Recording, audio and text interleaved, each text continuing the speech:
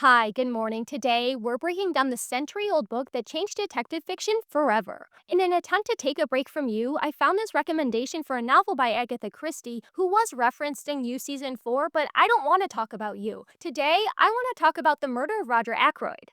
I am so glad that I picked up this book, even if I was hitting myself with it by the end, so I'm going to run through the whole story without revealing who the killer is, and then I'll give a spoiler warning before the final reveal and further discussion. But if you have any interest in reading this book for yourself, which I highly recommend, stop watching this video and get to the library because you have to go in completely blank. The Murder of Roger Ackroyd is a 1926 detective novel by Agatha Christie from the perspective of Dr. Sheppard, the narrator who recounts the events of a murder investigation led by Detective Hecule Poirot. Chapter 1. Dr. Sheppard at the breakfast table. Dr. Sheppard lives with his unmarried older sister Carolyn, a woman who always knows the latest town gossip without ever leaving the house, but she has a habit of jumping to dramatic conclusions that often annoy her practical and scientific-minded brother. The story starts with the death of Miss Ferris, a wealthy widow that Carolyn has long suspected of poisoning her husband, Ashley Ferris, the prior year, despite Dr. Sheppard officially ruling his death as acute gastritis caused by his history of excessive drinking. The morning of September 17th, the doctor is called to Miss Ferris' estate and finds that she died of a veronal overdose. When he returns home and informs Carolyn of the news, she immediately suspects that Miss Ferris killed herself over the guilt of killing her husband. You would never believe me when I told you she poisoned her husband. I'm more than ever convinced of it now. Dr. Sheppard dismisses his sister's melodrama, arguing that someone capable of murder wouldn't be so troubled by remorse, but Carolyn disagrees and bets her brother that Miss Ferris left a letter explaining everything. Sheppard admits that no letter was found, but mentions there may be no need for an inquest if he's willing to declare the death was accidental. Carolyn asks if he's satisfied with that conclusion, and the doctor doesn't bother to answer her. Instead, Sheppard heads out for a walk and begins filling in the reader on the history and affairs of Roger Ackroyd and Mrs. Ferris. Chapter 2. Who's Who in King's Abbot. Living in the two largest estates in the small village of King's Abbot, a romance between Roger Ackroyd and Miss Ferris following the death of her husband quickly became the gossip of the town, and the more they were seen together, the more speculation spread that they would one day get married. It was felt that there was a certain fitness in the thing. Roger Ackroyd's wife had admittedly died of drink. Mr. Ashley Ferris had been a drunkard for many years before his death. It was only fitting that these two victims of alcoholic excess should make up to each other for all that they had previously endured at the hands of their former spouses. As he walks, Sheppard's thoughts turn to Miss Ferris, wondering if she had taken her own life and left an explanation for doing so, and he tries to recall the last time he saw her. At first, he thought it had been over a week and her behavior was normal, everything considered, but then he remembered seeing her the day before with Roger Ackroyd's stepson, Ralph Paton. So I'm watching The Murder of Roger Ackroyd on BritBox, and they just said Mr. Paton, as in Ralph Paton, and I said Ralph Paton for this whole video, so oops. While still lost in thought, Dr. Sheppard runs into Mr. Ackroyd, who invites him to Fernly Park Estate for dinner that night, specifically needing to speak with him. Sheppard asks if there's a problem with Ralph, and Ackroyd assures him that Ralph is quite alright in London, but he hurries away before the pair could be approached by their gossipy neighbor, Miss Gannett. Wasn't it sad about poor dead Miss Ferris? A lot of people were saying she had been a confirmed drug taker for years. So wicked the way people went about saying things. And yet, the worst of it was, there was usually a grain of truth somewhere in these wild statements. Sheppard sarcastically congratulates Miss Gannett on not participating in ill-natured gossip, reveling in his own comment, and returns home to tend to his patients, the last one revealing herself to be Miss Russell, the housekeeper of Fernly Park, coming to the doctor for a pain in her knee. After being prescribed a bottle of liniment for the pain, Miss Russell steers the conversation towards cocaine and a cure for a drug habit before changing the subject again to poisons when Sheppard mentions the sleep aid veronal, but she loses interest by the time they start discussing detective stories and departs. Chapter 3. The Man Who Grew Vegetable Marrows. Having lunch with his sister, Dr. Sheppard informs Carolyn about dinner at Roger Ackroyd's estate that night, and she is eager for him to get the latest gossip from Roger himself and find out why Ralph Paton has been staying at the Three Boars Inn instead of at his stepfather's estate. Sheppard lets it slip that Ackroyd believes Ralph is in London, unaware of his stepson's return to King's Abbot. Carolyn chimes in that Ralph arrived the previous morning and he was out last night to meet a girl, dismissing Sheppard's suggestion that it could be one of the barmaids. While admitting that she doesn't know who Ralph met, Carolyn does hazard a guess that he went to meet his technically unrelated cousin Flora, further theorizing that they're secretly engaged and Roger Ackroyd wouldn't approve, forcing them to meet in private. Sheppard finds a few flaws in this idea but changes the subject, turning the conversation to the stranger who moved into the largest house next door that Carolyn hasn't been able to figure out at all, getting nothing out of him when she went to borrow some garden tools. With no gossip to share, Sheppard heads out to the garden and a summer squash flies by his head and falls at his feet, and he looks up to see his neighbor, who apologizes for throwing the vegetable in anger. They meet and chat a bit, confirming Sheppard's suspicion that the man is a retired hairdresser due to his understanding of human nature. Okay, Sheppard, that's what you think.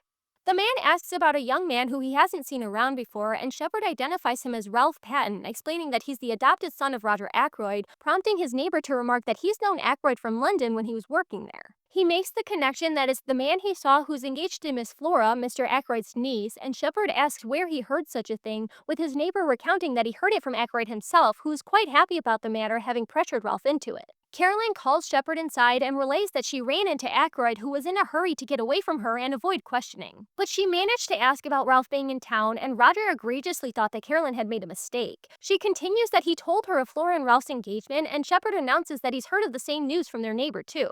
Carolyn is intrigued by James meeting their neighbor, but continues to share that she overheard Ralph speaking with an unknown young woman on her walk back through the woods. Unsure of what the girl said to prompt it, Carolyn recalls what Ralph replied. "My dear girl, don't you realize it is quite in the cards the old man will cut me off? He's been pretty fed up with me for the last few years. A little more would do it. I shall be a very rich man when the old fellow pops off. He's mean as they make 'em, but he's rolling in money, really. I don't want him to go altering his will. You leave it to me, and don't worry." Carolyn suggests that she's almost sure the woman could have been Flora, but Sheppard points out how that wouldn't make any sense. So Dr. Sheppard heads out to the Three Boars to try and find Ralph, showing up just as he has arrived back to his room and entering unannounced. Ralph extends his hand to greet the doctor and remarks that Dr. Sheppard is the one person that he's happy to see. He confesses that he's in a mess and doesn't know what to do, but quietly concludes that he's got to play a lone hand. Very ominous, Ralph. Chapter 4. Dinner at Fernly. A few minutes before 7:30, so like 7:25, Dr. Sheppard arrives at Fernly Park for dinner, being greeted by the estate's butler Parker and led inside, where he encounters Raymond, Roger's secretary. Raymond asks if Sheppard is here for dinner or doctor duties, as he brought his work bag, and the doctor explains that he's on call, and Raymond just walks away, calling back for Sheppard to show himself to the drawing room.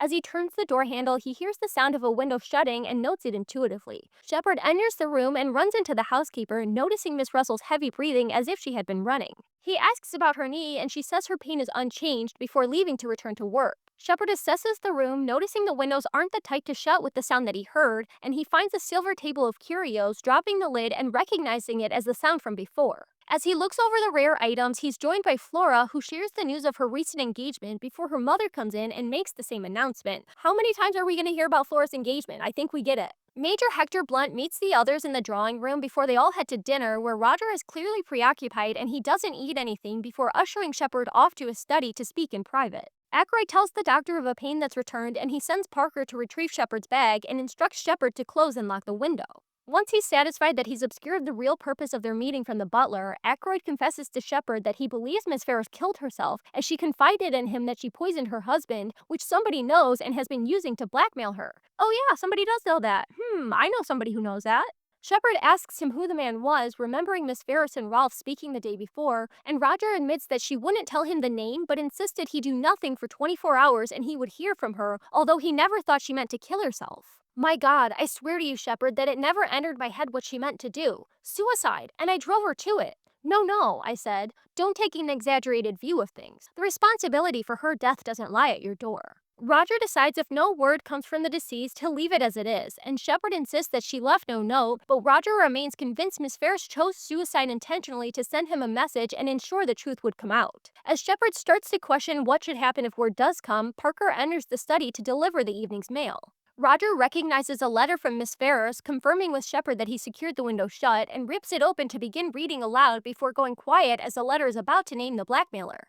My dear, my very dear Roger, a life calls for a life. I see that. I saw it in your face this afternoon. So I'm taking the only road open to me. I leave to you the punishment of the person who has made my life a hell upon earth for the last year. I would not tell you the name this afternoon, but I propose to write it to you now. I have no children nor near relations to be spared, so do not fear publicity. If you can, Roger, my very dear Roger, forgive me the wrong I meant to do to you, since when the time came, I could not do it after all. He returns the letter to its envelope and explains to Dr. Sheppard that he must finish it later when he's alone. Sheppard insists on Roger reading it now, at least to himself, at least read the name of the blackmailer, but his urging only encourages Roger's determination to wait, and his persistent insistence was in vain. The letter had been brought in at 20 minutes to 9. It was just 10 minutes to 9 when I left him, the letter still unread. I hesitated with my hand on the handle, looking back and wondering if there was anything I had left undone. I could think of nothing. With a shake of the head, I passed out and closed the door behind me. Sheppard is surprised to see Parker just outside the door, suspecting he might have been listening in, and informs him that Ackroyd doesn't want to be disturbed for the rest of the night before leaving the estate. The church bells rang 9 o'clock as Dr. Sheppard passed the lodge gates and turned left towards the village, almost colliding with a man headed the way he just came. The man asked for directions to Fernly Park in a voice seemingly familiar to Sheppard that he couldn't quite place, and 10 minutes later he arrived home. After catching up Carolyn on the events of the evening, making up a slightly fictitious account in order to fully satisfy her, Sheppard suggests that they head to bed and winds the clocks as Carolyn checks on the kitchen. By a quarter after, they make it upstairs when the phone rings and Sheppard runs back down to answer it, relaying to Carolyn that it was Parker calling from Fernly Estate saying they found Roger Ackroyd murdered. Chapter 5 Murder. Dr. Sheppard arrives back at the estate, pushing past Parker at the door and asking to know where Roger is and if they've notified the police, only for Parker to claim that he has no clue what the doctor's talking about. Sheppard reminds him of the phone call and Parker insists that it wasn't him on the phone, leaving Sheppard uneasy and interested in checking on Ackroyd to ensure the call was a hoax and that he's really alright. Parker agrees and they head to the study, finding it locked from the inside and breaking down the door with a chair from the hallway.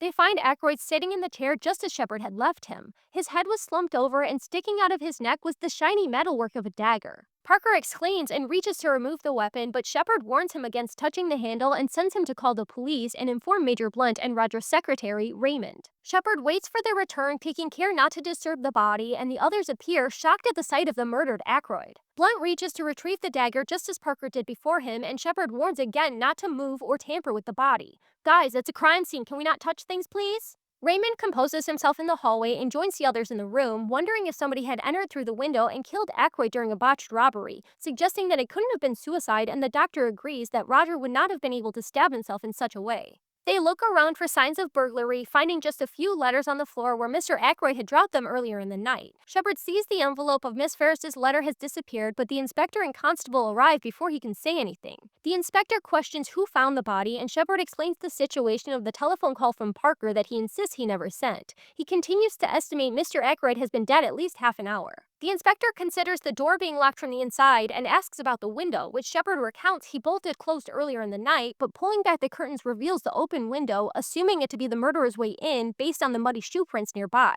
As there aren't any valuables missing, the inspector theorizes that someone must have come in the window, stabbed Mr. Ackroyd, and then panicked and left. He asks if there has been anyone suspicious around, and Sheppard remembers the man he met as he left Fernly Park. Parker assures that nobody out of the ordinary has been to the house, and the inspector works to establish a timeline, asking who was the last one to see Ackroyd alive. Sheppard accounts for having left at 10 minutes to 9 and warning Parker outside the door that Ackroyd didn't want to be disturbed. Raymond offers that he overheard Ackroyd talking at 9:30, assuming he was still speaking with Dr. Sheppard despite being confused by what he had heard. As far as I can remember, the exact words were these. Mr. Ackroyd was speaking. The calls on my purse have been so frequent of late that I fear it is impossible for me to accede to your request. I went away again at once, of course, so I did not hear any more. But I rather wondered because Dr. Sheppard does not ask for loans for himself or subscriptions from others, Sheppard finished. Yeah, you better believe Sheppard doesn't go around begging for money. As the inspector considers the motive to be a demand for money, he establishes that Ackroyd was alive and well at 9:30, and Parker speaks up that Flora had just seen her uncle at 9:45, encountering each other in the hallway outside the study. Suspicious that he had already been told not to bother Ackroyd, the inspector accepts Parker's explanation of bringing his nightly drink habitually without thought, but Sheppard notes that Parker is noticeably shaking and flustered.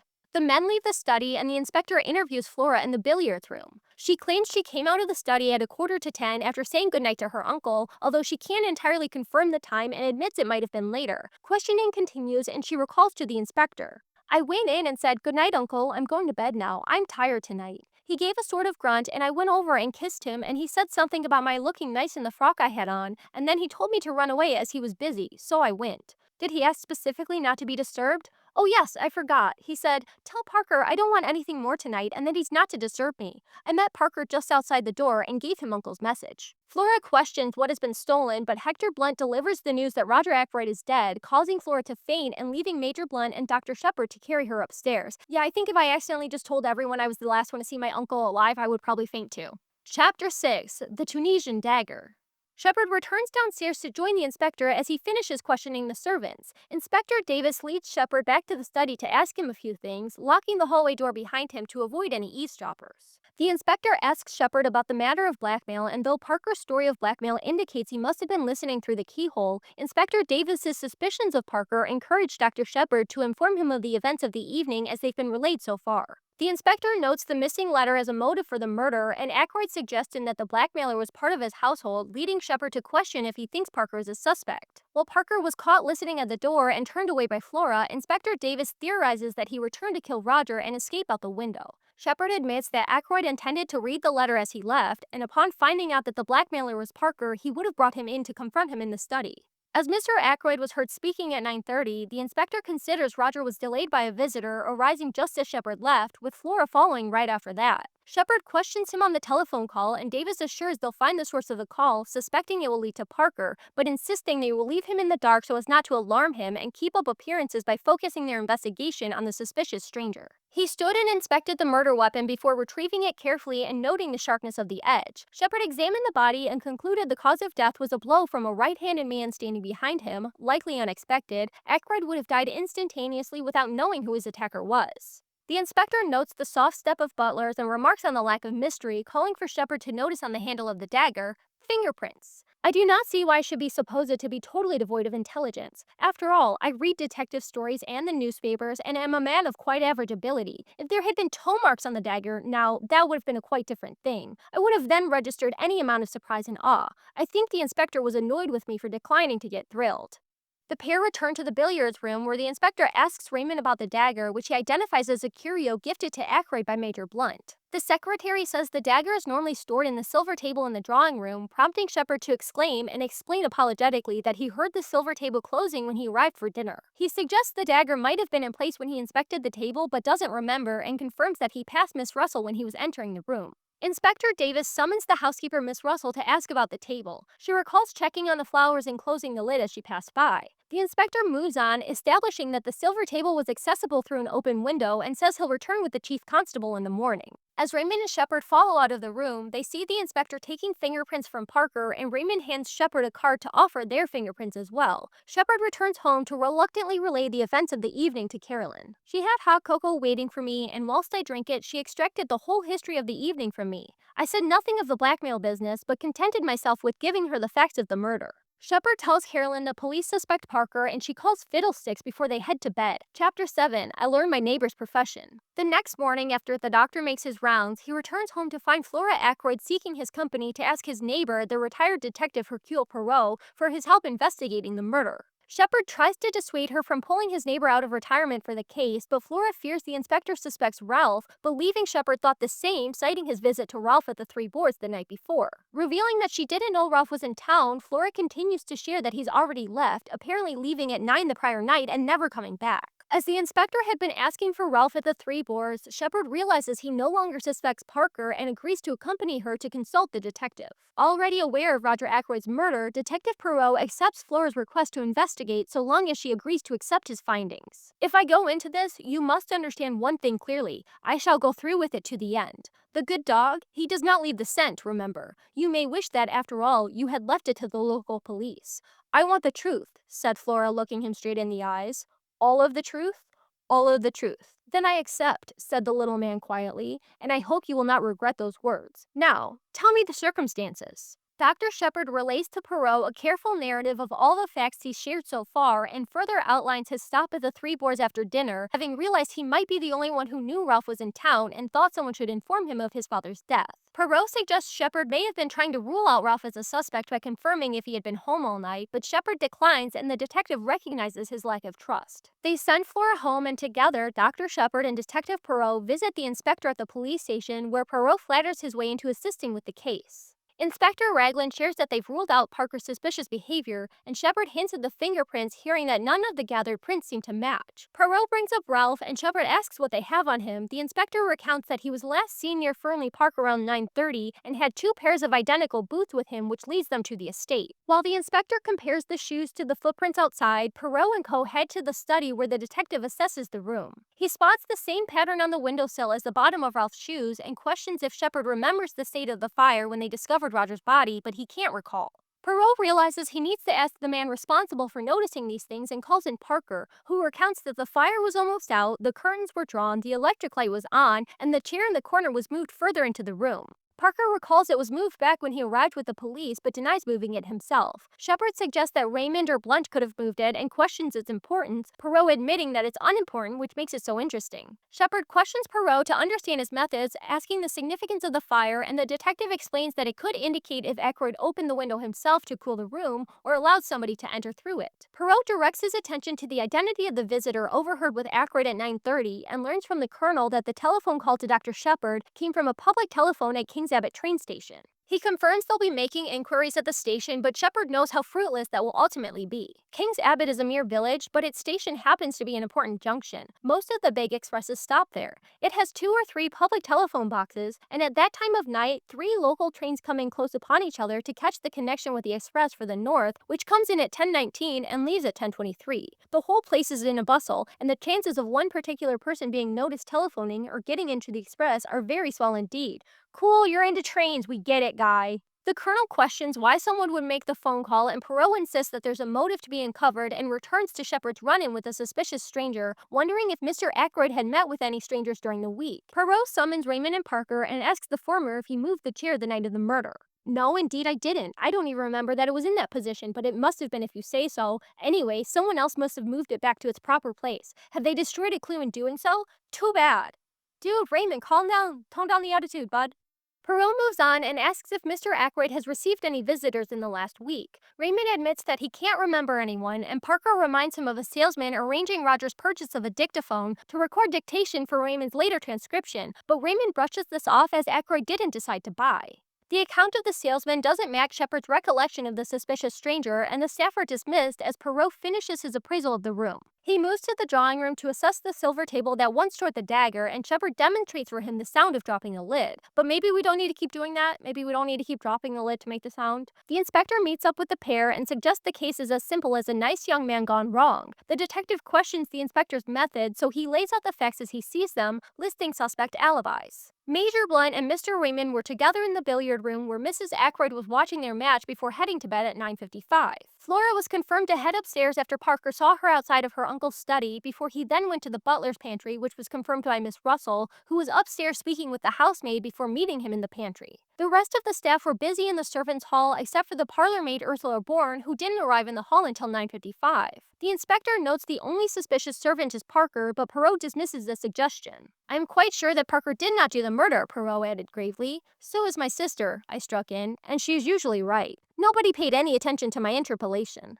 They rule out the staff as suspects, and the inspector explains that Ralph was seen taking a shortcut to the terrace at 9:25, leading to the conclusion that Ralph arrived through the window, argued with his stepfather over money, retrieved the dagger from the drawing room, returned through the window to murder his father, and then escaped to the train station to make the phone call and disappear since nobody knew he was in town. Poirot interrupts to question the motive, and the inspector suggests that murderers do funny things. But sure of his theory, the inspector shows Poirot to the shoe prints by the window, indicating they match the second pair of boots obtained from Ralph Patton's room at the inn. Poirot notices how foolish it is for Ralph to leave evidence of his presence as they walk back down the path, where he notices a set of women's footprints, but the path turns to gravel as they approach the summer house, and the detective lingers with the doctor as the inspector heads back to the estate. "You must have been sent by the good God to replace my friend Hastings," Poirot said with a twinkle. "I observe that you do not quit my side. How do you say, Dr. Sheppard? Shall we investigate that summer house? It interests me." Inside the summer house, Poirot crawls on the floor and finds a scrap of white fabric and a goose quill, asking Sheppard what he makes of the evidence, but he's met with a silent stare and they head back to the main house.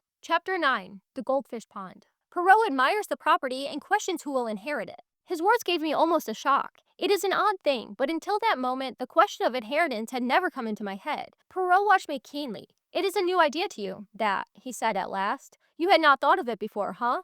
"No," I said truthfully. "I wish I had." He looked at me again curiously. I wonder just what you mean by that, he said thoughtfully. No, as I was about to speak. Useless. You would not tell me your real thought. Everyone has something to hide, I quoted, smiling. The pair head for a walk and divert down the path that allows them to oversee an encounter between a joyful Flora started by Major Blunt stepping out of the trees. The girl started. Her expression changed a little. Blunt said nothing, but stood looking at her for a minute or two in silence. What I like about you, said Flora with a touch of malice, is your cheery conversation. They banter about Blunt's age and chat about his expeditions before he announces that he should leave soon, protested by Flora. He asks if she personally wants him to stay, and Flora affirms that she does if it makes any difference, and to Major Blunt it makes all the difference. Poirot and Sheppard continue to eavesdrop as Flora falls quiet, and Blunt reassures her not to worry about the inspector suspecting Ralph, insisting that it could have only been someone from outside and it must have been a burglar. This reminds Flora that the lawyer read the will and revealed that she was left £20,000, granting her the freedom from needing to lie and scheme for money from her uncle and feign gratitude for outdated clothes and garments. It did cost me something though, said Flora in a low voice. Don't let's talk of horrid things. I'm so happy. I'm free to do what I like. Free to not. She stopped suddenly. Not to what? Blunt asked quickly. I forget now. Nothing important. Be more suspicious, Flora. What the fuck? Blunt notices a gold glisten in the water, but stirs the muddy floor with a stick and loses sight of it, leading Flora to reference a play's character, Melisande. I remember Melisande, continued Blunt, married to an old chap, old enough to be her father. Leave her alone, Blunt. Get a job. Go on a hunt. He asks if there's anything he can do as he knows she's worried about Ralph, but Flora reassures the Major that Poirot is on the prowl, praising him as the most wonderful detective in the world and prompting him to finally make his presence known by joining the pair on the path by the pond. Flora introduces Hercule Poirot to Hector Blunt, who is quickly questioned about the last time he saw Ackroyd alive. Blunt explains he last saw Ackroyd at dinner but heard his voice while he was smoking on the terrace at about 9:30 after being drawn to the corner near the study window when he thought he saw a woman in white disappearing into the bushes near the summer house. But he thinks he was mistaken, just as he was mistaken in assuming that Ackroyd was talking to his secretary. Poirot asks Blunt if he moved the chair in the study after they discovered the body, which he denies, and the detective questions Flora on the status of the dagger when she and Sheppard looked over the items in the silver table, and she adamantly affirms the dagger was missing by that point in the night. Inspector Raglan has been asking me that, she said resentfully. I've told him and I'll tell you, I'm perfectly certain the dagger was not there. He thinks it was and that Ralph sneaked in later in the evening, and he doesn't believe me. He thinks I'm saying it to shield Ralph. And aren't you? I asked gravely. Flora stamped her foot. You too, Dr. Sheppard. Oh, it's too bad. Poirot tactfully made a diversion. It is true what I heard you say, Major Blunt. There is something that glitters in the water. Let us see if I can reach it. The detective reaches into the pond for the gold glisten but appears to come up empty-handed, so Flora invites the pair to stay for lunch and she heads inside. Poirot remarks on the beauty of Flora Ackroyd and how pretty of a couple she and Ralph will make, met by Sheppard with an inquiring look before the doctor diverts to wondering what was in the pond. The detective pulls out a ring he found and explains his sleight of hand. But you brought your hand out empty, I objected. There are times when it is necessary to have discretion. Do you tell your patients everything, doctor? I think not. Nor do you tell your excellent sister everything either. Is that not so? Before showing my empty hand, I dropped what it contained into my other hand. The ring featured an inscription, From R, March 13th. Chapter 10, The Parlormaid. The men return inside and find Mrs. Ackroyd with the lawyer, Mr. Hammond, who reveals the details of Roger's will. After payments to staff and charities, Mrs. Ackroyd will receive an income to sustain her during her lifetime, and Flora will receive her legacy outright, while Ralph Paton will become a very rich man as he stands to inherit the rest of his father's fortune and the estate. Off to the side, Poirot asks Sheppard if he would like to assist him in an experiment, and the doctor agrees. In a minute or two, I fancy Major Blunt will join us. There are some things I want to know, but I do not wish to seem to want to know them, so it will be your part to ask the questions. What questions do you want me to ask? I asked apprehensively. I want you to introduce the name of Miss Ferrars. Speak of her in a natural fashion, and while he replies, watch his face without seeming to watch it. You comprehend? Before he could reply, Blunt joined the pair and Sheppard leads him out to the terrace. The doctor chats up the Major, mentioning Miss Ferrars and asking if Blunt was in town when her husband perished. No, from all I heard it would be a good riddance. Uncharitable perhaps, but the truth. I agreed. Ashley Ferris was by no means a pattern husband, I said cautiously. A man with more money than was good for him. Oh, money. All the troubles in the world can be put down to money, or the lack of it. I'm not too flush just now, as a matter of fact. Came into a legacy about a year ago, and like a fool, let myself be persuaded into putting it into some wildcat scheme. I sympathized and narrated my own similar trouble. The pair parted for lunch, and afterwards, Mrs. Ackroyd confesses to Sheppard that she feels betrayed by Roger bequeathing Flora's share directly to her and leaving a small sum to the housekeeper. But Mr. Hammond interrupts to say goodbye, and Dr. Sheppard asks where they should hold the inquest. But surely there won't have to be an inquest? Mr. Hammond gave a dry little cough and murmured, inevitable under the circumstances. But surely Dr. Sheppard can arrange. There are limits to my power of arrangement, I said dryly. If his death was an accident, he was murdered, Mrs. Ackroyd, I said brutally. Damn, Doc! I'd say that was brutal, but you did it yourself. The lawyer reassures Mrs. Ackroyd that the inquest will be nothing to dread and Raymond will bear the brunt of the questioning. He confirms she is financially covered for the moment, and Raymond remarks on the £100 cash that Ackroyd has stashed for wages and expenses, but when they check, only 60 remain. The detective deduces that Ackroyd paid out the difference, or it must have been stolen, and the inspector asks about the servants, discovering the parlourmaid Ursula Bourne gave notice she was leaving before dinner. The three men head to question the housekeeper about the parlourmaid, and Miss Russell reveals that Roger had become angry and dismissed Ursula when she disarranged papers on his desk. They send for the girl and question if she was in Ackroyd's bedroom the prior night. Poirot asks about the duration of the confrontation in Roger's study when he dismissed Ursula, or she dismissed herself, and they determine it wasn't longer than half an hour. They move on to the housemaid, which is different from a parlourmaid. Elsie Dale was a big fair girl with a pleasant but slightly stupid face. She answered our questions readily enough and showed much distress and concern at the loss of money. I don't think there's anything wrong with her, observed the inspector after he dismissed her. Well, that was nice and quick, so they leave for the afternoon, accepting that Ackroyd may have given the money away himself. As Poirot and Sheppard are walking outside the house, the silence is broken by the doctor pondering the significance of the papers the parlourmaid disarranged that set off Mr. Ackroyd, suggesting it could be a clue. But Poirot recalls that Raymond said there were no papers of importance and changes the topic back to the parlourmaid. What do you think of that girl, the parlourmaid, Ursula Bourne? She seemed like a nice girl, I said hesitantly. Poirot repeated my words, but whereas I had laid a slight stress on the fourth word, he put in on the second. She seemed like a nice girl, yes. Yeah, you better believe Papa Poirot can sense when people are not what they seem. He points out to Sheppard she has no alibi and asks if he can think of a possible motive, but he comes up blank, and Poirot moves on again to the blackmailer, reasoning that the blackmailer being a man rules out Ursula, but Sheppard points out that Miss Ferris' letter only mentioned a person. The detective doesn't seem to be listening and starts piecing something together before asking Sheppard to follow up on Ursula's prior references the next day. He agrees, but expresses distaste, and Poirot reminds him not to be difficult, as Ralph's life hangs on their investigation, admitting everything points to the story of his guilt. Chapter 11. Poirot pays a call. Dr. Sheppard fails Poirot's side quest and doesn't find out any information about Ursula before tending to a few patients and returning home to Carolyn, who's waiting for him. I've had a very interesting afternoon, began Carolyn. Have you? I asked. Miss Gannett drop into tea? Guess again, said Carolyn with intense complacency. I guessed several times. In the end, she volunteered the information herself. Poirot, she said. Now what do you think of that? I thought a good many things of it, but I was careful not to say them to Carolyn. She recalls a case that he shared with her, and Sheppard admires Poirot's ability to read his sister and tell her exactly the kind of story she would want to hear. The ingenuity of Hercule Poirot, who had selected unerringly the case of all others that would most appeal to an elderly maiden lady living in a small village. Which is me picking up this book as the first one that I read in like a decade. Perfect choice. James is unimpressed by Poirot's story and gets diagnosed grumpy by his sister. He asks if they spoke about the murder, and Carolyn says that she set the story straight on a few unspecified points and reveals that she told the detective what she overheard Ralph say about becoming rich after his father dies. Sheppard calls out Carolyn for incriminating the boy, as he took care to keep that conversation from Poirot, but Carolyn insists that the truth can't hurt Ralph's innocence, so there's no reason not to share it. He asks what else she told Poirot, and she proudly admits how she recalled for him all of the patients that Sheppard saw in the morning, including Miss Russell, who Carolyn claims came for more than a consult about her bad knee. She says Poirot knows there was something more to the visit, and Sheppard remembers the conversation turning to drugs and poison before he's called to dinner. Chapter 12. Round the Table. On Monday, an inquest was held by the police, and the evidence already recounted was officially rehashed. Afterward, the doctor and detective were sought out by Inspector Raglan to express his confusion over Ralph's disappearance and why he wouldn't come forward to clear his name. Sheppard considers all of the factors working to uncover Ralph's whereabouts. Ralph's description had been wired to every port and railway station. The police everywhere were on alert. His rooms in town were watched, and any houses he had been known to be in the habit of frequenting. It was such a cordon, it seemed impossible that Ralph should be able to evade detection. He had no luggage, and as far as anyone knew, no money.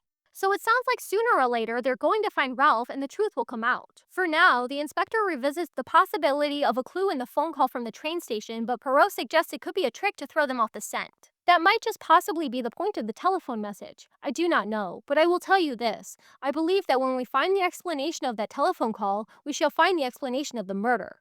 You said something like that before, I remember, I observed, looking at him curiously. Poirot nodded. I always come back to it, he said seriously.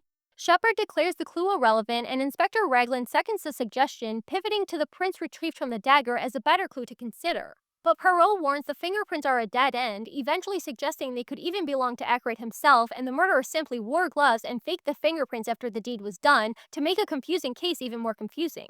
The inspector accepts the possibility and sets off to look into it as the doctor-detective duo return to Fernly Park for a little reunion. At the head of the table, Papa Poirot rises to offer a plea to Flora to persuade Ralph Paton to come forward if she knows of his whereabouts, and she stands to affirm that she does not know where he is. Poirot accepts and addresses the group. Now I appeal to these others who sit round this table. Mrs. Ackroyd, Major Blunt, Dr. Sheppard, Mr. Raymond. You are all friends and intimates of the missing man. If you know where Ralph Paton is hiding, speak out. He is met with silence until Mrs. Ackroyd remarks on the peculiarity of Ralph's absence, which we all know about. We get it, it's weird that Ralph disappeared. But she feels as if something is behind it, and eventually Blunt starts to comment on how odd it is that Ralph hasn't come forward himself. They both say that they're grateful Flora's engagement to Ralph was never announced, and she declares it will be announced tomorrow, instructing Secretary Raymond to alert the Times. Flora explains to Blunt that she must stand by Ralph, and he nods as her mother shrieks in protest. Said Flora in a clear voice, whatever else I am, I'm not disloyal to my friends. Poirot, Mrs. Ackroyd appeared tearfully. Can't you say anything at all? Nothing to be said, interpolated Blunt. She's doing the right thing. I stand by her through thick and thin. Flora held out her hand to him. Thank you, Major Blunt. Okay, fine, maybe Blunt's not so bad, but as courageous as the move might have been, Poirot asks Flora to postpone a few days, assuring her it's in Ralph's best interest, and she agrees. The detective returns to the matter of the meeting. Understand this, I mean to arrive at the truth. The truth, however ugly itself, is always curious and beautiful to the seeker after it. I am much aged, my powers may not be what they were. In all probability, this is the last case I shall ever investigate. But Hercule Poirot does not end with a failure. I tell you, I mean to know, and I shall know, in spite of you all. Poirot appeals to the group to tell him the truth, calling them out for everybody still concealing a secret from him, but nobody breaks their silence. Chapter 13, The Goose Quill. Later that night, Sheppard is requested at Poirot's for a drink after dinner. Carolyn is left at home, but Poirot assures her brother that she is a most interesting woman. Sheppard remarks on his Sunday visit, and Poirot calls him out on withholding what Carolyn overheard in the woods. Sheppard questions the detective's interest in his patient, Miss Russell, and Poirot recalls his sister's insistence that something is fishy with the housekeeper. As Poirot sips his hot chocolate, the doctor demands to know what his theory is as an experienced detective. HP indulges and lays out a step of his process. The first thing is to get a clear history of what happened that evening, always bearing in mind that the person who speaks may be lying. I raised my eyebrows, rather a suspicious attitude. But necessary, I assure you, necessary. Now first, Dr. Sheppard leaves the house at 10 minutes to 9. How do I know that? Because I told you so. But you might not be speaking the truth, or the watch you went by might be wrong. But Parker also says you left the house at 10 minutes to 9, so we accept that statement and pass on. The detective applies the same course of confirmation to the presence of the mysterious stranger. At 9 o'clock, you run into a man just outside the park gates. How do I know that is so? I told you so, I began again, but Hercule Poirot interrupted with a gesture of impatience. Ah, but it is that you are a little stupid tonight, my friend. You know that it is so, but how am I to know? I am able to tell you that the mysterious stranger was not a hallucination on your part because the maid met him a few minutes before you did.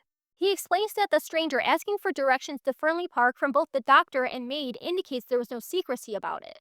Poirot pulls out the quill he found in the summer house and explains his theory, tying it to the drug use of an American stranger who took the path, not as a shortcut to the main house, but directly to the summer house as if he were meeting somebody. Sheppard asks who that could be, but Poirot has no answer yet. He pivots to the parlormaid's story and questions if it would really take 30 minutes to be dismissed, and points out her unconfirmed alibi that she was in her bedroom from 9:30 to 10. The doctor is lost to this method, and the detective encourages him to share his own theories, so Sheppard pulls out his notes to work the case logically. Point number 1. Mr. Ackroyd was heard talking to somebody at 9:30. Point number 2. At some time during the evening, Ralph Paton must have come in through the window, as evidenced by the prints of his shoes. Point number 3. Mr. Ackroyd was nervous that evening and would only have admitted someone he knew. Point number 4. The person with Mr. Ackroyd at 9:30 was asking for money. We know Ralph Paton was in a scrape. Sheppard concludes that these points indicate Ackroyd was speaking with Ralph about money at 9:30, and by Flora's account, her uncle was alive at 9:45, so the American stranger must have entered through the window at some time after then. He further suggests the man could have been working with Parker, who had been the one blackmailing Miss Ferrers, and overheard that Ackroyd was about to catch on to him. The detective notes the oversights, leaving the phone call and move chair unaccounted for, but Sheppard questions how the chair is even important. Poirot admits that it might not be and reminds the doctor of the missing money, which he suggests Roger gave to his son after his initial refusal. Poirot ponders why Blunt was so sure that Roger was speaking to his secretary, but pushes instead for an answer to Ralph's disappearance. The doctor explains it away as a case of anxiety over how it would look that he had just left his father minutes before his murder. The detective turns then to motive, noting the combined case against Ralph. He stood to inherit his father's fortune, he was possibly Miss Ferris's blackmailer, and he was in a recent scrape by Sheppard's own account. Dear me, I said, rather taken aback. The case does seem black against him. Does it? Said Poirot. That is where we disagree. 3 motives? It is almost too much. I am inclined to believe that, after all, Ralph Penn is innocent. Really, so all signs pointing to Ralph makes us think it's not Ralph? Okay, cool, that makes sense, I guess. Chapter 14, Mrs. Ackroyd. Chapter 14 starts with a message from Sheppard. After the evening talk, the affair seemed to me to enter a different phase. The whole thing can be divided into 2 parts. Part 1 ranges from Ackroyd's death on Friday evening to the following Monday night. It is the straightforward narrative of what occurred as presented to Hercule Poirot. I was at his elbow the whole time. Yeah, we know. I saw what he saw. Though Poirot showed me all his discoveries, he held back the vital and yet logical impressions that he formed. As I came to know later, this secrecy was characteristic of him. He would throw out hints and suggestions, but beyond that he would not go. Yeah, that sounds like someone else I know. Up till Monday evening, my narrative might have been that of Poirot himself. I played Watson to his Sherlock. But after Monday, our ways diverged. Poirot was busy on his own account. I got to hear of what he was doing, because in King's Abbot, you get to hear of everything. But he did not take me into his confidence beforehand, and I too had my own preoccupations. The doctor starts on the story of the mystery unfolding a piece at a time, which I thought it was already doing, beginning with the Tuesday morning that Mrs. Ackroyd summoned him. He finds her in bed and asks what seems to be the matter, and she explains that she's exhausted with distress over Roger's death. It is a pity that a doctor is precluded by his profession from being able to sometimes say what he really thinks. I would have given anything to be able to answer, bunkum. Why don't you tell us how you really feel, Sheppard? Instead, he fulfills his doctorly duties and offers her a tonic. He doesn't believe she summoned him because she's truly torn up over Roger's death, and Mrs. Ackroyd reveals that she feels bullied and upset by the detective's confrontation. She continues to insist that she wouldn't keep anything from the police and regrets Flora acting on her own accord to bring in Detective Poirot, believing she should have spoken to her mother first. Sheppard listens in silence as Cecil Ackroyd questions if the little man actually imagines that she's hiding something. I shrugged my shoulders. It is surely of no consequence, Mrs. Ackroyd, I said, since you are not concealing anything, any remarks he may have made do not apply to you. She carries on about the servants, complaining about Ursula Bourne causing trouble and leaving before asking Sheppard what he knows about her. Now, you being there, Doctor, you must know exactly what did she say. I'm most anxious that no wrong impression should get out. After all, you don't repeat every little detail to the police, do you? There are family matters sometimes, nothing to do with the question of murder, but if the girl was spiteful, she may have made out all sorts of things. Sheppard recognizes Miss Ackroyd's anxiety as a sign that she is in fact hiding something, and he prompts her to confess. She hesitates and explains that she didn't feel that a foreigner like Poirot would see things her way and entrusts her doctor with the truth for him to relay.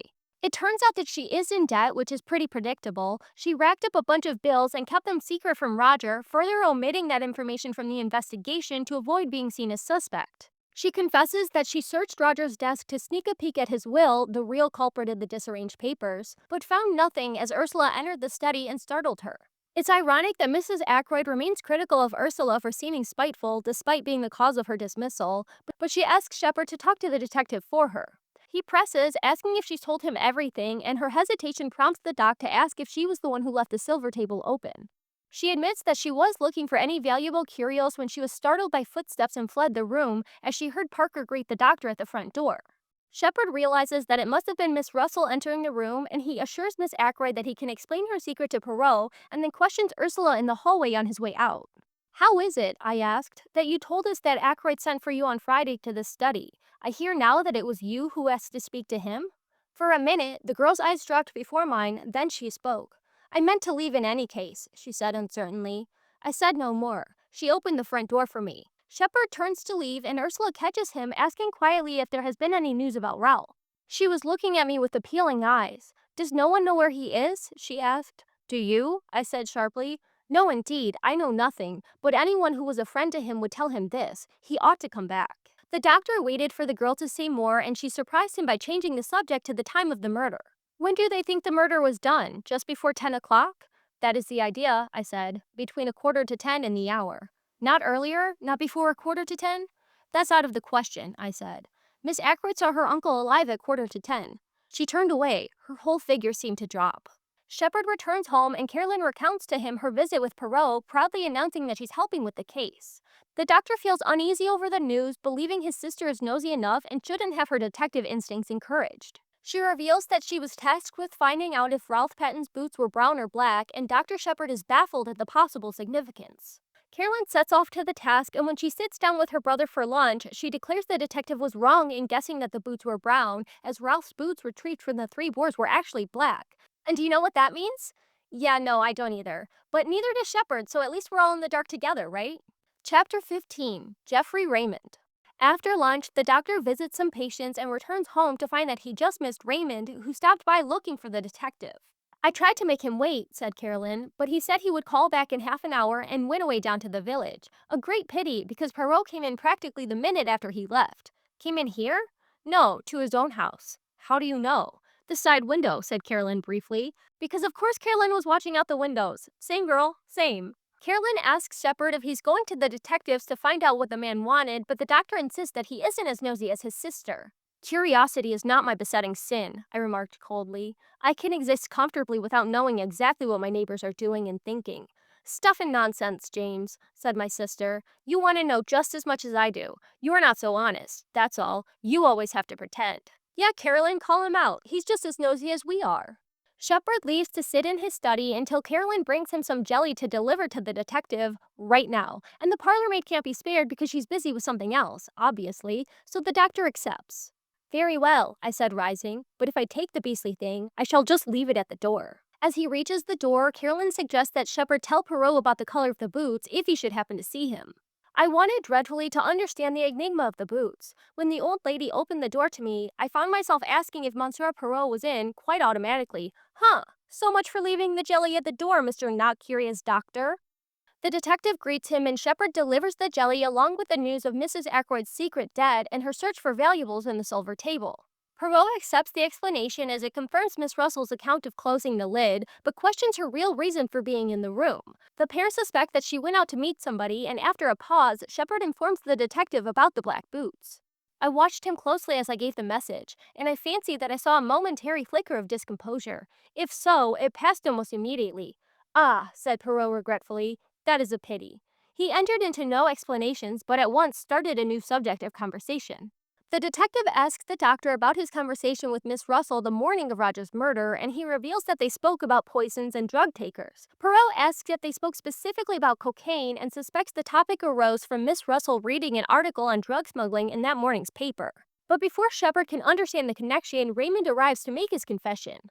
And wouldn't you know, he was also in debt, and the legacy from Roger's death was just enough to get him back on his feet. Raymond believed the timing would make him look suspicious, so he kept his debt a secret despite having the alibi of being in the billiards room with Major Blunt. With this concealment off of his chest, Raymond heads out and the detective notes the financial motive for most of the suspects except for Blunt, considering his secret is his obvious love for Flora, which gives Sheppard an idea. Sometimes, I said, I wonder if we haven't jumped to conclusions on one point. What is that? We've assumed that the blackmailer of Miss Ferris is necessarily the murderer of Mr. Ackroyd. Mightn't we be mistaken? The detective accepts the possibility, but notes that the blackmail letter disappeared and throws out the thought that Parker could have grabbed it before the doctor noticed. Yes, Parker. I always come back to Parker. Not as the murderer, no, he did not commit the murder, but who is more suitable than he as the mysterious scoundrel who terrorized Miss Ferris? The detective remains focused on Parker and invites Sheppard to partake in an experiment with him. The pair head to Fernly Park and Poirot positions Flora and Parker to replay the scene from the night of Roger's murder. Starting with her hand on the door, Flora waits as Parker approaches and she says that her uncle doesn't want to be disturbed before they both depart. Satisfied with the experiment, the detective dismisses the butler and walks back to the village with Sheppard, who has no clue why they just did what they did. Chapter 16. An Evening at Mahjong. That night, Sheppard and his sister host Miss Gannett and Colonel Carter for a mahjong party, which the doctor prefers over playing bridge as it doesn't rely on a partner to play their own cards right for the pair to win. As the men stand by the fire, the colonel comments on the news of Ackroyd's murder and mentions that he's heard talk of blackmail involved, insisting that a woman is no doubt behind it. At that moment, the women enter and they sit down to play. Miss Gannett gets into the gossip, telling the group how she saw Flora Ackroyd with somebody unknown, and comments on her luck that Ralph Paton is drawing away suspicion. Come now, I protested. You surely can't suggest that a young girl like Flora is capable of stabbing her uncle in cold blood. Well, I don't know, said Miss Gannett. I've just read a book from the library about the underworld of Paris, and it says that some of the worst women criminals are young girls with the faces of angels. That's in France, said Carolyn instantly. When they start a new game, Carolyn announces that she has her own theory about Ralph, but she's keeping it to herself. She just had to let us all know that, though. Miss Gannett remarks on Sheppard's proximity to Poirot and suggests that he knows all of the secrets of the case, but the doctor denies it. Far from it, I said. So she moves on to share that her maid Clara heard from Ackroyd's housemaid Elsie that she suspects the parlormaid Ursula of making off with the missing sum of money from Roger's study. This reminds Carolyn of Miss Russell's visit the morning of the murder, alleging she was only pretending to consult the doctor to see where he kept his poisons. As they start the next game, Carolyn can't contain herself and confesses her theory that she believes Ralph Paton is hiding in the nearby town of Cranchester, based on Detective Poirot's particular interest in the map in the hallway. Sheppard spills his tiles and Carolyn scolds him before Miss Gannett remarks that she saw the detective returning to town in a car coming from Cranchester. The colonel calls out Sheppard for his lack of contribution to the gossip, and his sister remarks, "James is an extraordinary creature," says Carolyn. "He cannot bring himself to part with information." But after Miss Gannett wins the game a third time, Carolyn can't help but comment on her brother's behavior. "You are too tiresome, James. You sit there like a deadhead and say nothing at all." "But my dear," I protested, "I have really nothing to say. That is, of the kind you mean." "Nonsense," said Carolyn as she sorted her hand. "You must know something interesting." Before he could answer, Sheppard looks at his tiles to find that he's won the game on his opening hand. Emboldened by his win, he shares the discovery of the gold wedding ring. The group developed their theories. The colonel believes Flora and Ralph got married in secret, Miss Gannett suspects Roger got married to Miss Ferris after her husband's death, and Carolyn believes that Roger actually married his housekeeper Miss Russell. On their way to bed at the end of the night, Carolyn offers another suggestion that Flora might have been married to the secretary Raymond, premised on her belief that Flora Ackroyd doesn't really care for Ralph Paton. Chapter 17. Parker. The next morning, Sheppard wakes up worried that he overshared when he told the others about the ring, and he attends the Ferris Ackroyd funeral expecting to be admonished by Poirot. But instead, the detective invites the doctor back to his house to interview the butler once again. They arrive at Poirot's to find Parker waiting for them, and he gets right down to business, asking Parker if he is frequently engaged in blackmail. The butler sprang to his feet. "Do not excite yourself," said Poirot placidly. "Do not play the farce of an honest, injured man. You know all there is to know about blackmail, is that not so?" Parker stutters as Poirot reveals his discovery of the butler's prior employer, Mr. Ellerby, and his responsibility for a death in Bermuda that Parker was paid to keep a secret. The detective presses, asking about the butler's latest scheme, but Parker insists that he would never hurt Ackroyd and only listened at the door when he heard the word blackmail because he thought there might be a chance to get in on it. Poirot accepts Parker's explanation that he was attempting to eavesdrop but still inspects his bank book for good measure. Poirot handed him back the book. "I will wish you good morning. I believe that you have told me the truth. If you have not, so much worse for you, my friend."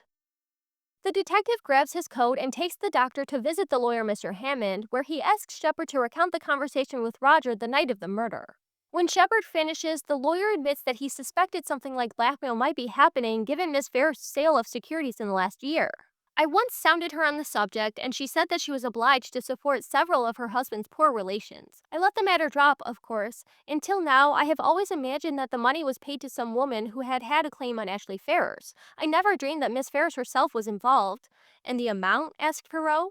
"In all, I should say the various sums total at least £20,000. £20,000, I exclaimed, "in 1 year!" The pair leave and Poirot ponders their suspects, ruling out the butler and re-examining the possibilities of Raymond and Major Blunt. Sheppard reminds Poirot of Raymond's money trouble, and the detective reveals that the legacy mentioned by Major Blunt came out to be nearly £20,000. Sheppard dismisses the implication as they arrive back at his house, and he invites Poirot in for lunch. Afterward, the trio sit by the fire where Carolyn asks the detective if he's found Ralph Paton after his trip to Cranchester, but he explains that he was just in town to see the dentist. On the topic of Ralph, they start discussing his nature as Sheppard remarks that Ralph has a weak nature but not a vicious one, and Poirot asks, but where does the weakness end? Carolyn chimes in, commenting on her brother's weakness. You are weak, James, said Carolyn, quite unmoved. I'm 8 years older than you, but I've always considered it my duty to look after you. With a bad bringing up, heaven knows what mischief you might have gotten into by now. I might have married a beautiful adventuress, I murmured, gazing at the ceiling and blowing smoke rings. Sure, James. Carolyn turns to Poirot to tell him he's wrong about the murderer being a member of the household, even though Flora could have done it as she ran into Parker outside of the study and stopped him from entering after her, but Carolyn doesn't believe that to be the case and notes that the other suspects have alibis. She admits that only leaves Ralph, but insists that he isn't a murderer as she and James have known him their entire lives. Poirot ponders for a moment before beginning to paint the portrait of the murderer. He would be an ordinary man not looking to commit murder but having a weakness about him. And when he discovers the secret of Miss Ferrers, his weakness wins out and he begins to blackmail her instead of reporting the crime to the police. As time goes on, his morals fade, his greed grows, and his demand for money pushes Miss Ferrers too far. So when she leaves a letter exposing him, he kills her in desperation to protect his reputation and save himself from jail. But afterward, he would carry on as normal with the capability of killing again if the need arose. Carolyn rejects considering this assessment about Ralph Paton and dismisses condemning a man unheard. The phone rings and Sheppard answers, relaying to Poirot that the police have detained a man named Charles Kent from Liverpool, believing him to be the mysterious stranger from the night of the murder. Chapter 18. Charles Kent. Sheppard and Poirot are joined by Inspector Raglan on their visit to identify the American stranger. On a first look, the doctor doesn't recognize him, but once he speaks, Sheppard confirms him as the man he met outside Fernly. The detective pulls a goose quill from his pocket, asserting that Charles Kent had previously dropped it in the summer house the night of the murder. Kent accounts for his time, claiming he was gone from Fernly by 25 after 9 and providing an alibi stirring up trouble at a local saloon by 9:45, but the inspector questions him on his business at Fernly in the first place. He refuses to answer and Poirot asks the man where he was born, suggesting the man named Kent was in fact born there. The man stared. Why's that? Because of my name? What's that to do with it? Is a man who's named Kent bound to be born in that particular county? Under certain circumstances, I can imagine he might be, said Poirot very deliberately. Under certain circumstances, you comprehend. No, I don't comprehend, but the detective leaves, satisfied with his little idea. Chapter 19. Flora Ackroyd. The next morning, Dr. Sheppard runs into the inspector, who confirms Kent's alibi and says that the barmaid also recalled he was flush with cash when he came in. Inspector Raglan believes that explains the missing money from Ackroyd's study, but regrets that the man won't show his reason for visiting Fernly. The doctor informs him that Poirot knows the reason. Does he? Cried the inspector. Yes, I said maliciously. He says he went there because he was born in Kent. I felt a distinct pleasure in passing on my own discomfiture. Raglan stared at me for a moment or two uncomprehendingly. Then a grin overspread his weaselly countenance and he tapped his forehead significantly. Bit gone here, he said. I've thought so for some time. Poor old chap. So that's why he had to give up and come down here. The inspector suggests that madness may run in Poirot's family as he's learned from Sheppard's sister that the detective has a mentally unwell nephew because of course Carolyn is sharing somebody else's business. Really, Carolyn is amazing. She never rests until she knows the last details of everybody's family secrets. Unfortunately, I have never been able to instill in her the decency of keeping them to herself. The pair head to the Larches to visit Poirot and confirm the news, and he advises the inspector not to release the man from Kent just yet, calling into question the real time of the crime. Raglan reminds Poirot that Parker ran into Flora coming out of the study at 9:45, but the detective reveals the purpose of his experiment, which exposed Flora was merely at the door of the study as a cover for stealing the missing money. Inspector Raglan initially resists the suggestion but relents, and the three men head to Fernly to interview Flora again. They find her in the billiards room with Major Blunt, and she invites him to stay despite the inspector insisting they should speak in private. Raglan reveals that they know Flora lied about her alibi, and Papa Poirot accuses her of taking the money. She confesses he's right and expresses relief at admitting she's a thief. She turned to the inspector. I admit everything. I was at my wit's end for money. I never saw my uncle that evening after he left the dinner table. As to the money, you can take what steps you please. Nothing would be worse than it is now. Flora rushes out of the room and the inspector accepts the explanation, undeterred by Major Blunt's unprompted lie that actually Roger Ackroyd gave him the money for a specific purpose and Flora never stole anything. Sure, dude, sure. Poirot calls out Blunt's concealment of his true feelings for Flora and steers him into forgiving her for her indiscretion of stealing. Okay, matchmaker Poirot, let's go. Chapter 20. Miss Russell. The men drive back to the village and Inspector Raglan realizes the previously established alibis have become worthless in the wake of Flora's lie. This alters everything, this does. I don't know whether you've realized, Monsieur Poirot. I think so, yes, I think so, said Poirot. You see, I have been familiar with the idea for some time. Oh, and you've just been keeping it to yourself, huh? Didn't feel like sharing with the rest of us? Cool, thanks, mon ami. The inspector recalls that Raymond heard Ackroyd's voice in his study at 9:30, which would give the man from Kent enough time to make his demand and be at the bar by 9:45, but doesn't explain the phone call. The doctor returns home and tends to his patients before trying to repair an alarm clock that Carolyn had claimed was unreliable when she interrupts to announce the arrival of Poirot, and Sheppard grumpily tells her the detective can come to him. Carolyn gave a sniff of disapproval and retired. She returned in a moment or two, ushering in Poirot, and then retired again, shutting the door with a bang. "Aha, my friend," said Poirot, coming forward and rubbing his hands. "You have not got rid of me so easily, you see." The detective enlists the doctor's help to meet with Miss Russell under the guise of an appointment to avoid arising suspicion. Instead, Papa Poirot plans to draw attention to the newspaper tomorrow, which will read of Ralph's arrest. The police have, for some days, been seeking for Captain Ralph Paton, the nephew of Mr. Ackroyd, whose death occurred under such tragic circumstances last Friday. Captain Paton has been found at Liverpool, where he was on the point of embarking for America. I stared at him, dumbfounded. But that isn't true. He's not at Liverpool. Poirot just smiles at Sheppard and explains that he plans to put out the false story with the promise of interesting results. They talk about Sheppard's hobby of electronics and inventing until Miss Russell arrives. The detective delivers the news that Charles Kent has been arrested at Liverpool, and upon hearing the housekeeper's defiant reaction, the doctor recognizes the vocal resemblance between her and the man from Kent. Poirot explains to Miss Russell that Flora's lie makes them reconsider Ackroyd's time of death, and it renders Kent's alibi unaccounted for. The housekeeper confirms that he was gone from the home by 9:30 and claims they met in the summer house. Miss Russell reveals that the man is her son and he came by asking for money. She gave him all she had and he left by 9:25, returning to the house herself by 9:30. The detective accepts the housekeeper's account and dismisses her from the interview. "So that's that," I said. "Every time we come back to Ralph Paton. How did you manage to spot Miss Russell as the person Charles Kent came to meet?" "I had connected her with the unknown man long before we actually came face to face with him, as soon as we found the quill. The quill suggested dope, and I remembered your account of Miss Russell's visit to you. Then I found the article on cocaine in that morning's paper. It all seemed very clear. She had heard from someone that morning, someone addicted to drugs. She read the article in the paper, and she came to ask you a few tentative questions. She mentioned cocaine, since the article in question was on cocaine. Then, when you seemed too interested, she switched to the subject of detective stories and poisons. I suspected a son or brother or some other undesirable male relation. But I must go. It is the time of the lunch." Sheppard invites the detective to stay for lunch, but he declines and departs.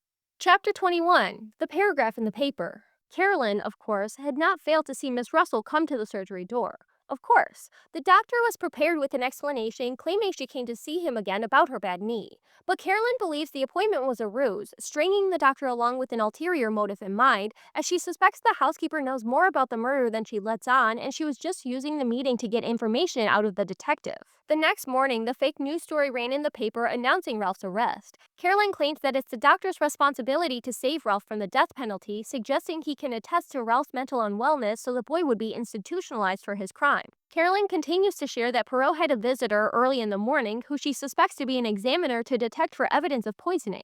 I laughed out loud. "Nonsense," I cried. "He was stabbed in the neck. You know that just as well as I do."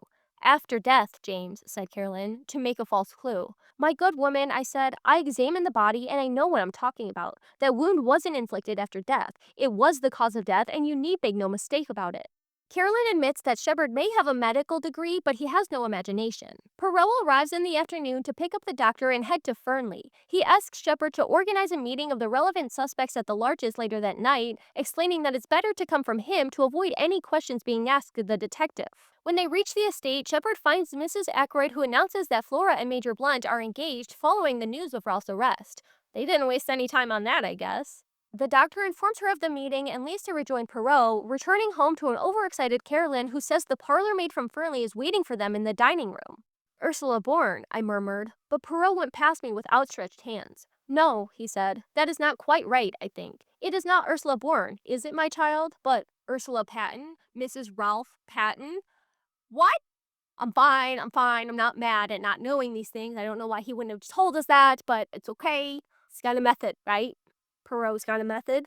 Chapter 22. Ursula's story. After a minute, Ursula nodded and burst into tears, prompting Carolyn to console her. When she composes herself, she confesses that she's come to see Poirot after reading of Ralph's arrest. Ursula admits that she disclosed their relationship to Ackroyd after he announced Flora and Ralph's engagement, and they argued in his study before she later had another fight with Ralph in the summer house. The parlor-maid admits that she didn't see Ralph after their fight, which took place 30 minutes before Roger Ackroyd was found dead. As the story unfolded itself, I realized more and more what a damning series of facts it was. Alive, Ackroyd could hardly have failed to alter his will. I knew him well enough to realize that to do so would be his first thought. His death came in the nick of time for Ralph and Ursula Paton. Small wonder the girl had held her tongue and played her part so consistently. The detective confirms that the couple's argument took place from 9:30 to 9:45 in the summer house, and Ursula regrets the cruel things that she said to her husband, but Carolyn assures her not to worry. Do him no harm, said Carolyn. Never worry about what you say to a man. They're so conceited that they never believe you mean it if it's unflattering. Ursula admits that she had hoped Dr. Sheppard would know where Ralph was hiding, as he spoke fondly of the man, but Sheppard strongly rebukes the accusation. I exclaimed. Why should James know where he was? Demanded Carolyn sharply. My dear child, I said, I have not the least idea where Ralph Paton is at the present moment. That is true enough, said Poirot. But Ursula held out the newspaper cutting in a puzzled fashion. Yeah, remember the headline announcing Ralph's arrest? Don't worry about that. Poirot doesn't believe for a moment that Ralph has been arrested, maybe because he's the one behind the false headline, but it did accomplish the interesting results that he promised. Chapter 23. Poirot's Little Reunion. Carolyn ushers Ursula upstairs to her arrest, and the men sit by the fire and reflect on the case. So far so good, Poirot said. Things are straightening themselves out. They're getting to look blacker and blacker against Ralph Paton, I observed gloomily. The detective agrees but notes that it was entirely expected. As Sheppard fails to understand his meaning, Poirot remarks on his longing for his usual partner, Hastings, who had a knack for stumbling into the truth without noticing and kept writings of their most interesting cases. This prompts the doctor to admit that he has read some of Hastings' writings, which have inspired him to craft his own story. Well, as a matter of fact, I've read some of Captain Hastings' narratives, and I thought, why not try my hand at something of the same kind? Seemed a pity not to. Unique opportunity. Probably the only time I'll be mixed up with anything of this kind. It's only a murder I'm going to be around, so I might as well write about it. Poirot demands to see the doctor's writings about the case, and Sheppard produces 20 chapters from his desk drawer, recounting the story through Miss Russell's latest visit. He leaves the detective to read and rejoins him later in the workshop after dinner. Poirot congratulates the doctor on his writing and his ability to reserve his personality into the background instead of leading with his own thoughts. What do you really think of the stuff? I asked nervously. You want my candid opinion? Poirot laid his jesting manner aside. A very meticulous and accurate account, he said kindly. You have recorded all the facts faithfully and exactly, though you have shown yourself appropriately discreet as to your own share in them. And it has helped you? Yes, I may say that it has helped me considerably. Come, we must go over to my house and set the stage for my little performance. The detective departs with the doctor and parlor-maid, explaining to Carolyn that the party is for murder suspects only. Amongst them, I shall find the person who killed Mr. Ackroyd. You really believe that? I said incredulously. I see that you do not, said Poirot dryly. Not yet do you appreciate Hercule Poirot at his true worth. We went out, leaving Carolyn rather like a dog who's been refused a walk, standing on the front doorstep gazing after us. Poor girl. Back at the Larches, the detective sets the scene, arranging lights and chairs for his guests to sit and enjoy his upcoming show. When the family has arrived, Poirot breaks the news of Ursula's secret marriage to Ralph. Mrs. Ackroyd exclaims in disbelief, but Flora joins the girl in solidarity and asks if she knows where her husband is. But I don't, cried Ursula. Isn't he detained at Liverpool? Asked Raymond. He is not at Liverpool, said Poirot shortly. In fact, I remarked, no one knows where he is. Except Hercule Poirot, right? Said Raymond. Me? I know everything. Remember that. As Parker and Miss Russell round out the crowd, the detective begins his presentation. He reads a list of the household suspects and explains his discoveries regarding the night of the murder. First, there was the meeting of Miss Russell and Charles Kent in the summer house, where she paid him money and he left behind the goose quill. And then there was the second meeting between Ursula Bourne and her husband Ralph, leaving behind the wedding ring with a special inscription. With both of those men accounted for, Poirot concludes that nobody was speaking to Ackroyd, but rather it was a dictation recording that Blunt overheard, explaining the awkward phrasing which was more reflective of a written response. The detective confirms he looked into Ackroyd's purchase of a dictaphone, and Raymond admits his boss might have kept it a secret, but doubts how the use at 9:30 changes anything, and the conversation devolves into questioning the role of Ralph Paton. Where is he? Said Blunt sharply. Not very far away, said Poirot smiling. In Cranchester? I asked. Poirot turned towards me. You always ask me that. No, he is not in Cranchester. He is there. He pointed a dramatic forefinger. Everyone's head turned. Ralph Paton was standing in the doorway. Ralph Paton? Chapter 24, Ralph Paton's Story. Through cries of excitement and surprise over Ralph's return, Sheppard watches as the man reunites with his wife and turns to see Poirot smiling at him. The detective calls out the doctor for being the only one to never give up his secret about the case and exposes the real story that Sheppard ran into Ralph after the murder, and recognizing that all signs pointed to the boy as the obvious suspect, he assisted in shielding Ralph from scrutiny by placing him in a mental home. Although I don't think the good doctor told us that, so I am a little hurt, Sheppard. I didn't know that you'd do this to me, that you would lie and keep secrets from me, but Poirot has a secret of his own, and he reveals that Ralph Paton was his early morning visitor, and explains that he made up the story of his mental nephew to find out from Carolyn where her brother would send his mental patients. Ralph praises the doctor's loyalty, doing what he thought was best, but admits that he should have come forward sooner. Poirot asks for his account of the night, and Ralph recalls that he left the summer house after his fight with Ursula and has no alibi for the time of the crime. Raymond regrets how it looks for Ralph while affirming that he believes him, but Poirot points out that the blank space actually simplifies the case. According to the detective, the real killer must confess to save Ralph Paton, giving the murderer one night to own up to their crime. There was a dead silence. Poirot rose to his feet, bowing. This reunion of mine is at an end. Remember, the truth goes to Inspector Raglan in the morning.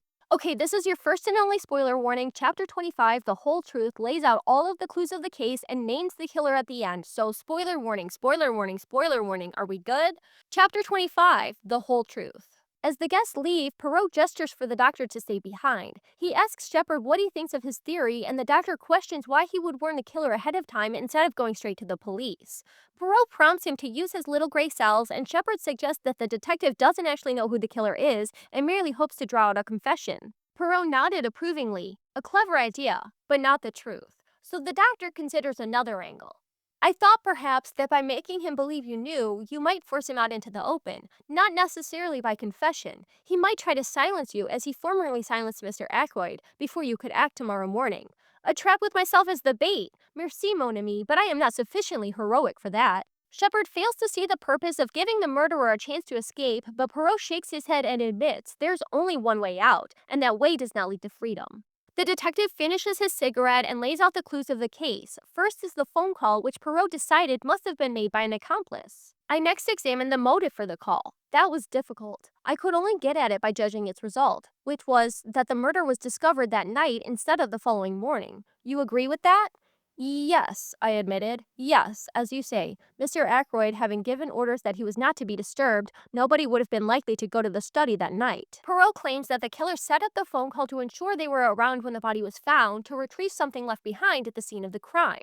Between the diagram drawn by the doctor and Parker's mention of the moved chair in the study, Poirot concludes it must have been moved to obstruct the view of an object on the table, which he suspects to be the missing dictaphone, but notes the bulky size of it that would require some kind of bag to conceal.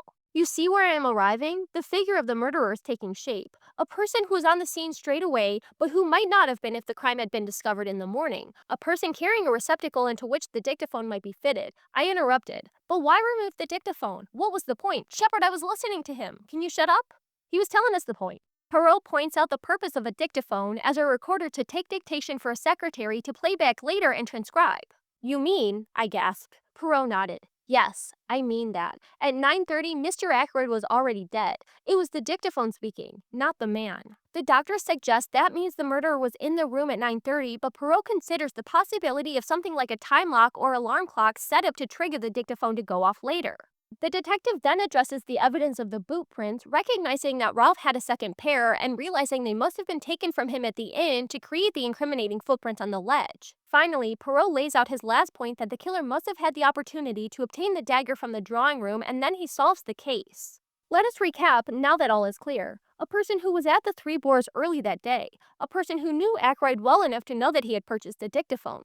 A person who was of a mechanical turn of mind, who had the opportunity to take the dagger from the silver table, who had with him a receptacle suitable for hiding the dictaphone, such as a black bag, and who had the study to himself for a few minutes after the crime was discovered while Parker was telephoning the police. In fact, Dr. Sheppard, are you kidding me? There's still 2 chapters left, but I'm ready to fight. I'm ready to fight. I'm pissed. I'm mad. I'm fuming. Chapter 26, and nothing but the truth. The pair sat in silence for a minute before Dr. Sheppard laughed and called the man mad. Poirot dismisses the claim and reaffirms his suspicion, laying out a timeline of events supposing that Sheppard killed Ackroyd in his study, left out the front door to return through the window, locked the room from the inside and set up the dictaphone to go off at 9:30, and then ran back to the summer house to change his clothes and leave through the lodge gates. I went through similar actions the other day when you were with Mrs. Ackroyd. It took 10 minutes exactly. The doctor tries to deflect, asking what he has to gain by killing Ackroyd, and Poirot cites Sheppard as the one who was blackmailing Miss Ferrars. When you spoke to me that first day in the garden, you mentioned a legacy received about a year ago. You had to invent some way of accounting for Miss Ferrars' £20,000. It has not done you much good. You lost most of it in speculation, then you put the screw on too hard, and Miss Ferrars took a way out that you had not expected. If Ackroyd had learned the truth, he would have had no mercy on you. You were ruined forever. Sheppard brings up the phone call, but Poirot has discovered that he tasked the patient with sending an unrelated message to create the scene of taking the call for his sister specifically to see. The doctor yawns at the detective, who reminds him that the truth will be turned over to the police in the morning. Poirot suggests that Sheppard can save his sister from public disgrace by confessing to his crime in writing and taking another way out. Well, well, I said with a slight yawn. I must be off home. Thank you for a most interesting and instructive evening. Chapter 27, Apologia. 5 a.m. and I am very tired, but I have finished my task. My arms ache from writing. A strange end to my manuscript. I meant it to be published someday as the history of one of Hercule Poirot's failures. Odd how things pan out. I tried to outsmart the world-renowned detective, and I got caught. Weird, I didn't expect that. Stupid, I hate this guy.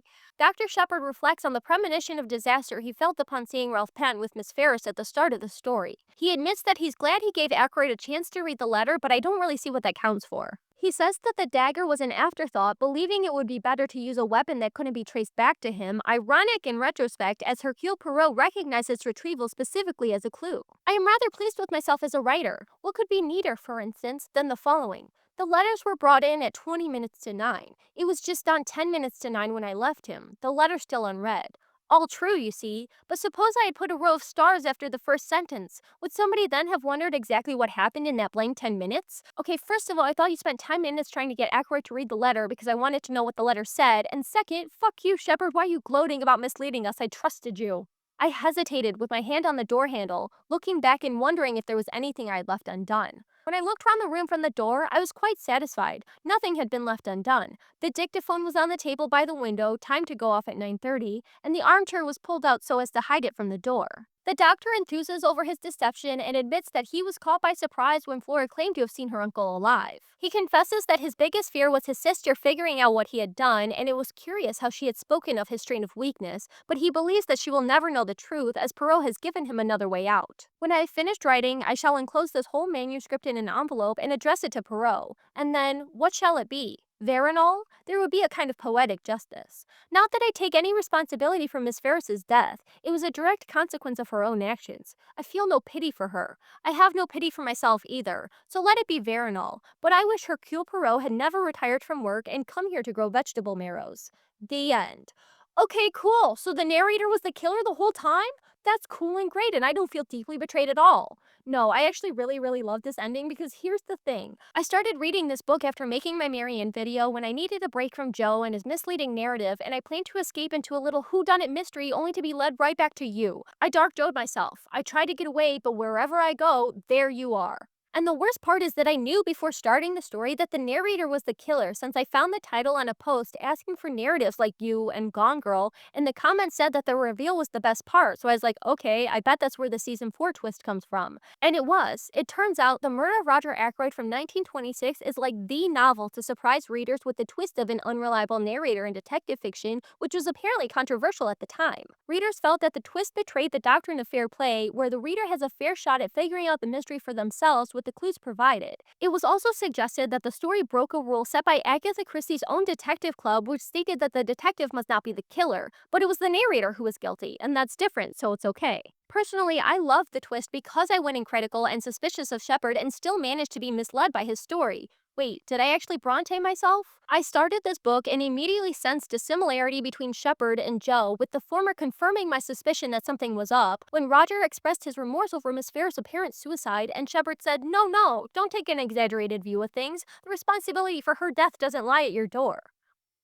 Okay, Joe. His attitude stood out to me so much that I took a picture of the page to keep it in mind, and then I don't know what happened. By the end of that same scene, after the blackmail letter had arrived, I became so focused on the name of the blackmailer that I didn't catch on to the time shenanigans, which was basically the point, controlling where the reader directs their attention to distract from what's really going on. So Sheppard said that he left the study, and I kept reading the story, and all signs pointed to Ralph Paton, and I started to consider that the twist was that there was no twist, and trying to clear Ralph's name was just a distraction, which is crazy because Ralph was a distraction, but from the obvious guilt of the narrator who I clocked as the killer before even buying the book. So I had the special experience of falling for a twist that I expected from the start, but I guess it's karma to make up for Netflix ruining the release of You Season 4, because I'll never get over how they robbed us of experiencing the Reese reveal in real time just to split the season in two like Joe's broken mind. But forget Netflix because Agatha Christie came through for me, delivering a twist that had me hitting myself because I should have seen it coming because I did see it coming, so how did I not see it coming? I don't know, it just snuck up on me, I guess.